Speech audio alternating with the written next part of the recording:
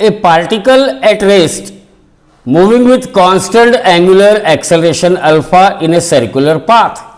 So, we are given a particle which is initially at rest, it starts moving in a circular path with a constant angular acceleration alpha.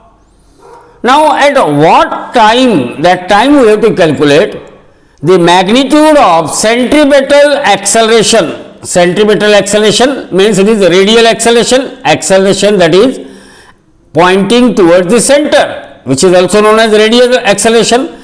So, centripetal acceleration is half 1 by 2 is half the tangential acceleration, is half the tangential acceleration.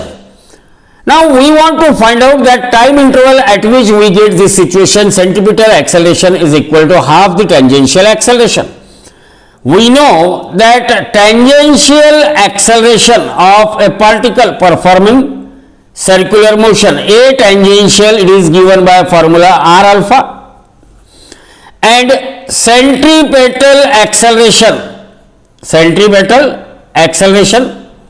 it is given by a formula. Centripetal acceleration means it is AR and it is tangential acceleration. Centripetal acceleration AR is equal to R into omega square. R into what? Omega square. But we know alpha is equal to omega by t. So, omega is equal to alpha into t, because initial acceleration here it was given initially body is at rest, means omega 1 is 0. And omega 2, that is the angular velocity, it is given as omega. So, that is why alpha, which is equal to omega 2 minus of omega 1 divided by t, it becomes alpha is equal to omega minus 0 divided by t, or omega is equal to alpha t.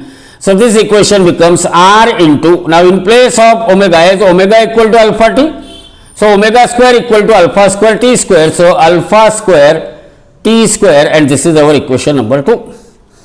Now, as per condition given in the problem, find out the time at which AR, that is centripetal acceleration, it becomes equal to half of AT, that is tangential acceleration. What is centripetal acceleration? R into, from equation 2, R into alpha square into t square is equal to half of tangential acceleration is R into alpha. This R on two side get cancelled, one alpha get cancelled. So, we are having t square, alpha t square is equal to 1 by 2, or t square is equal to 1 by 2 alpha, or naturally t is equal to 1 upon under root of 2 alpha. T is equal to 1 upon under root of 2 alpha.